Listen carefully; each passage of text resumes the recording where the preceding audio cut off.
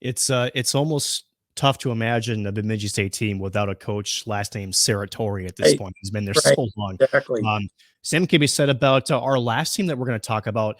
A little bit different, though, with Scott Sandlin, who's been up there for over Yep. 21, 22 years.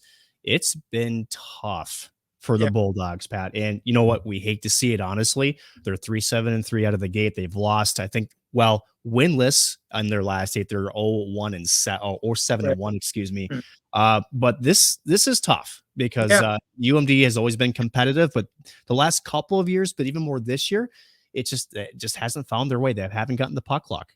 No, and they lost one of the better players in college hockey, in my opinion, in Dominic James. The kid's a really, really good player, a leader. He does everything for them, and they lose him for the whole year. What does that do? Well, then guys get slotted differently, and I think Scott's still trying to figure out where guys are going to fit if they can handle more minutes, if they can play on the power play. They don't have the D-core that they've had in the past, and they haven't had the goaltending that haven't had in the past. And that's been kind of how they win. They win with really good defense, really good goaltending, and enough scoring. And that's hurt them. I never count out a Scott Sandlin team because Right. they play hard and they're always difficult to beat. They're in a slump right now. I think they'll be better the second half, but you feel for them a little bit. But everybody goes through it. Every team goes through it, and just got to fight your way out of it. And they almost did. They took St. Cloud to both nights. Were Yeah, very, they played very, Minnesota hard. They played yeah. Cloud hard. The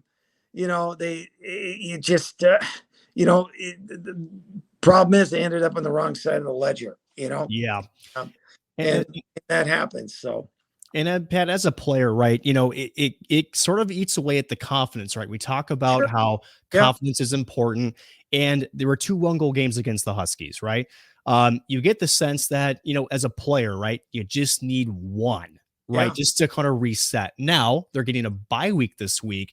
Now, we talk about this all the time in sports, right? When things are going wrong, you want the bye week. When things are going right, you want to keep playing, right? So is this for Duluth a good reset opportunity for them?